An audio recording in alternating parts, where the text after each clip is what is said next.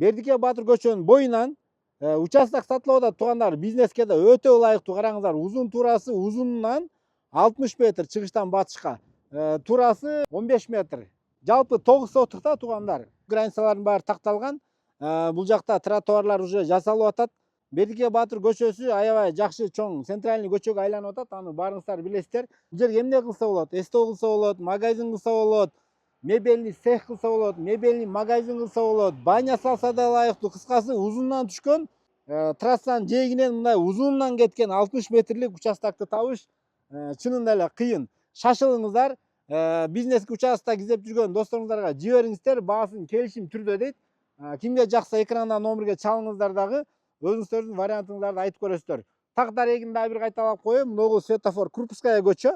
Бул Бердике Батыр көчөсү. Локация сонун жерде, автовокзалга жакын, 5 мектептин түбүндө. Кыскасы сонун участок. Видео лайк басып коюңуздар.